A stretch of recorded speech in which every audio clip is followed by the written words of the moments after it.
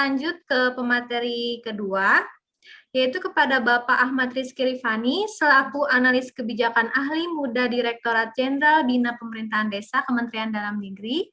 Kepada Bapak, kami persilakan. Baik, terima kasih Mbak Nafila atas kesempatan yang diberikan. Assalamualaikum warahmatullahi wabarakatuh. Selamat pagi menjelang siang, salam sejahtera untuk kita semua. Om Swastiastu, Namo Buddhaya, salam kebajikan. Dan yang terakhir tentunya salam sehat selalu. Yang kami hormati Bapak Direktur Jenderal Bina Pemerintah Desa, yang kami hormati para panelis, ada senior saya, Bu Andari, Pak Yudi, dan sahabat saya, Pak Yogi dari Situbondo. Kemudian yang kami hormati juga para peserta webinar, baik yang tergabung di dalam Zoom meeting maupun di YouTube Ditjen Bina Pemdes, Bapak Ibu sekalian. Tadi diawali oleh Bu Andari sudah menyampaikan konsep e-voting, baik dalam bingkai demokrasi secara makro maupun teknik implementasi dari e-voting Pilkades. Mungkin kami straight to the point saja dalam konteks kebijakan Bapak Ibu sekalian, baik yang existing maupun rencana ke depan.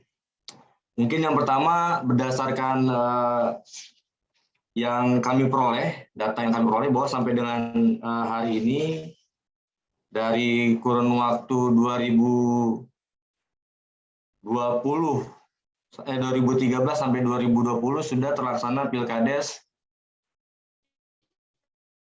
di 23 kabupaten kota di 1.570 desa, 72 desa, di mana dasar teman-teman melaksanakan selama ini hasil koordinasi kami ada beberapa, karena memang di dalam ketentuan norma dari mulai undang-undang, lanjut Mbak Dian, dari mulai undang-undang sampai dengan Permendagri tidak berbunyi eksplisit Bapak tentang e-voting.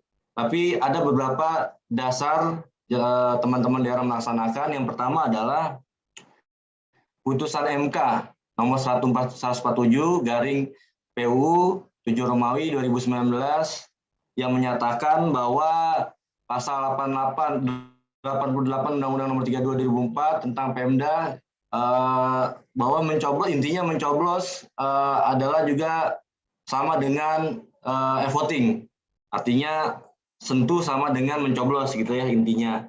Di mana pertimbangan yang pertama putusan MK itu yaitu selama tidak melanggar azas luber Bapak Ibu sekalian. Yang kedua, selama daerah menerapkan e-voting sudah siap dari sisi teknologi, pembiayaan, SDM, perangkat, dan kesiapan masyarakatnya. Kemudian yang kedua adalah Undang-Undang Nomor 6 Pasal 31 Ayat 2 bahwa memang konteks Pilkades ini menjadi domainnya pemerintah daerah, diatur melalui peraturan daerah.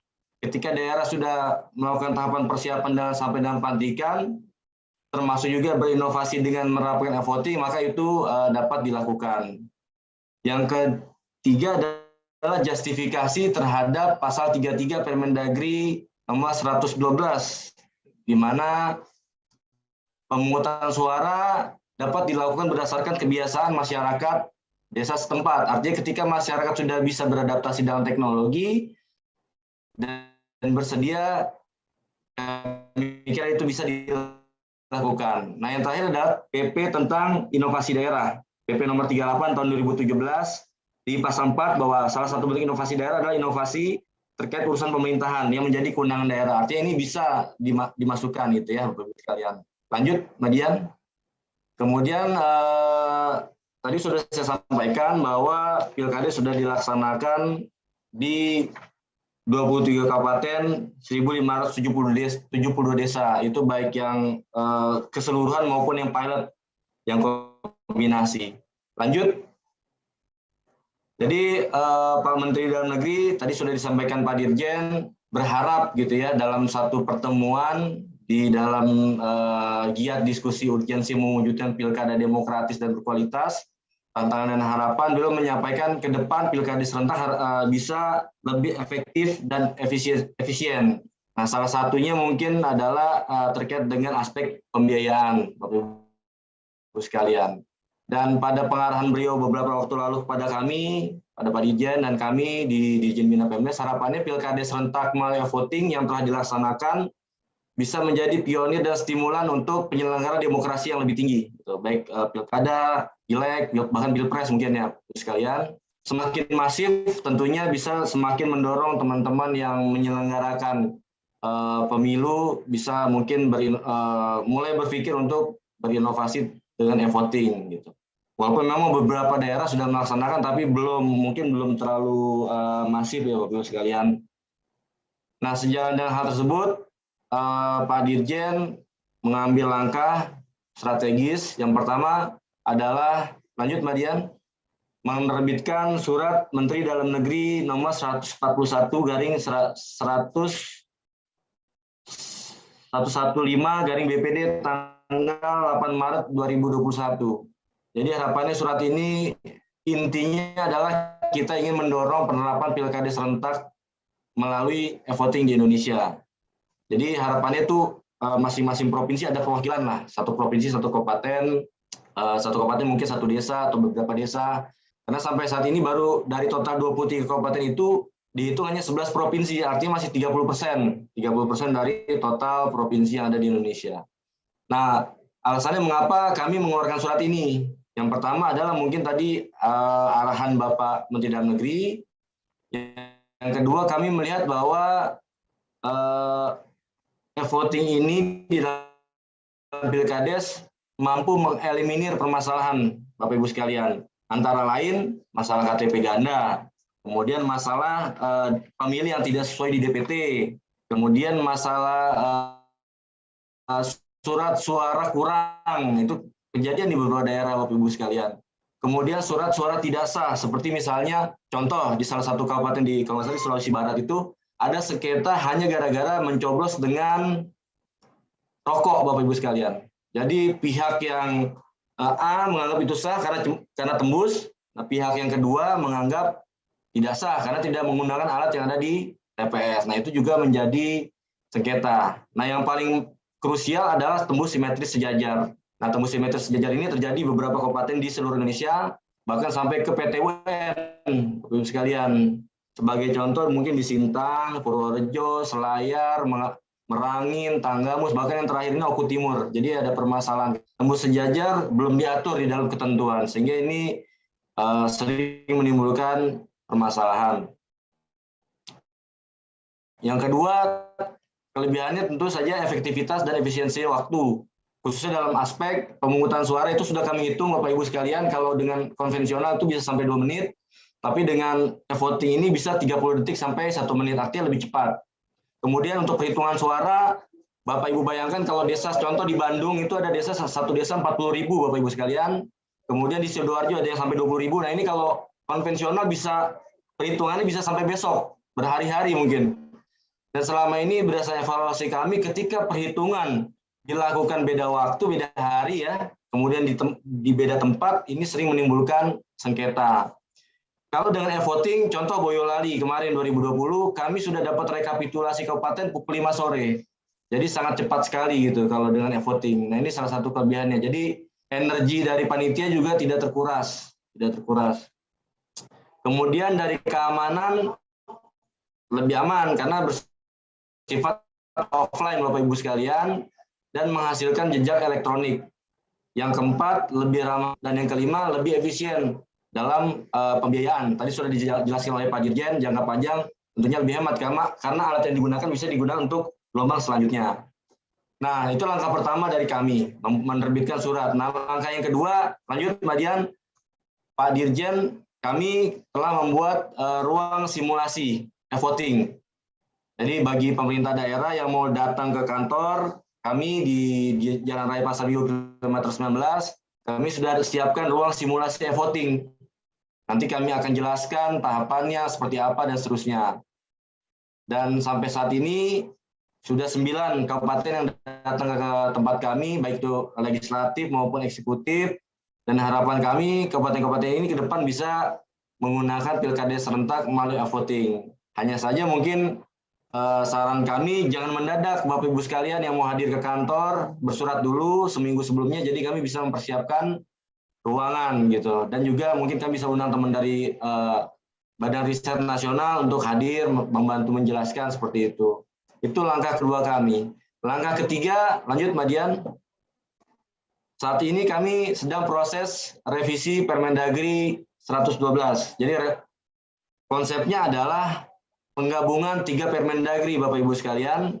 Permendagri 112 2014, Permendagri 65 2017, dan Permendagri 72 tahun 2020.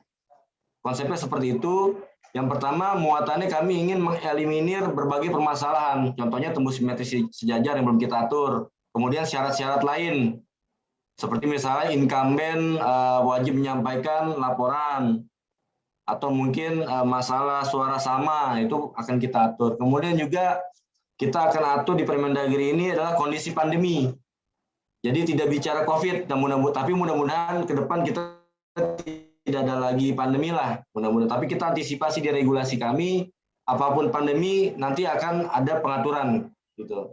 Nah, yang terakhir substansi voting, Bapak Ibu sekalian. Kami sudah membuat konsep, mungkin nanti kami akan undang Bu Andari dan teman-teman dari Badan Riset Nasional, kemudian juga teman-teman daerah yang telah melaksanakan seperti Boyolali, Sidoarjo, Sleman, dan lain-lain. Mungkin nanti kita undang membahas kira-kira substansi apa yang bisa dimasukkan di dalam Permendagri. Misalnya di ketentuan umum, apa saja yang dimasukkan pengertiannya. Kemudian apakah menjadi opsional. Jadi daerah bebas, mau pilkades semuanya voting atau mungkin combine, sebagian konvensional, sebagian voting. Kemudian bagaimana pembentukan tim teknis dan syarat tim teknis. Nah, ini juga perlu kita atur, Bu Andari, Pak Yudi. Kemudian standar peralatan dan aplikasi. Nah, ini juga perlu kita atur. Mungkin kalau yang keempat ini kami butuh koordinasi dengan Bu Andari nih. Jangan sampai daerah membuat alat atau mengadakan alat yang tidak sesuai ketentuan gitu ya. Yang justru bisa menimbulkan permasalahan. Nah, jadi nanti mungkin kita undang Bu Andari. Dan terakhir pengaturan teknis lainnya. Meskipun saya tahu teman-teman daerah selama ini ada yang sudah membuat juknis. Jadi selain perbuk tentang pilkades ada juknis pilkades e-voting. Nanti akan coba kita diskusikan, Bu Andari, kira-kira ruang apa yang harus diatur di Permendagri, kemudian ruang apa yang kita serahkan kepada daerah. Karena kita ketahui kita tidak bisa samakan seluruh daerah di Indonesia. Kita juga harus mempertimbangkan kondisi demografi, kondisi geografi, dan kondisi kapasitas fiskal masing-masing daerah. Jadi kita tidak bisa samakan. Nanti coba kita diskusikan lebih lanjut. Dan yang terakhir tadi kami baru diskusi dengan Pak Dirjen, Bapak Ibu sekalian. Jadi kami akan rencana membuat lahan ke Pak Menteri. Karena memang saat ini kan dibatasi Bapak Ibu sekalian 500 DPT per TPS. Di dalam pilkades, di dalam masa pandemik. Nah, tadi kami diskusi dengan Pak Dirjen, kami sedang apakah ada alternatif mungkin dengan e-voting ini kita bisa tambahkan bisa 700 atau 800 gitu. Dalam pertimbangan tadi sudah saya sampaikan, perhitungan di e-voting tentunya lebih cepat gitu Bapak Ibu sekalian. Kayak tadi sudah saya sampaikan, pemungutan suaranya bisa 30 sampai 1 menit, 30 detik sampai 1 menit, sedangkan kalau konvensional itu rata-rata 2 menit. Bapak Ibu sekalian. Nah, ini kebijakan ini nanti akan coba kami telaah dan kami sampaikan kepada Pak Menteri. Kalau misalnya memang disetujui, mudah-mudahan ini bisa mendorong penerapan pilkades melalui voting yang lebih masif di seluruh Indonesia. Mungkin itu Bapak Ibu sekalian hal-hal yang bisa kami sampaikan terkait dengan kebijakan e-voting baik saat ini maupun ke depan, mudah-mudahan bermanfaat. Dan saya mohon maaf apabila dalam penyampaian tadi ada yang kurang berkenan. Kami akhiri, wabillahi taufiq wal hidayah. Wassalamualaikum warahmatullahi wabarakatuh. Om Santi Santi Om, salam kebajikan. Ya, terima kasih kepada Bapak Ahmad Rizky Rizani sudah menyampaikan materinya dari segi regulasi. Saya ingatkan kembali barangkali ada yang mau mengajukan pertanyaan terkait hal-hal regulasi, bisa di-share di kolom Q&A atau chat dengan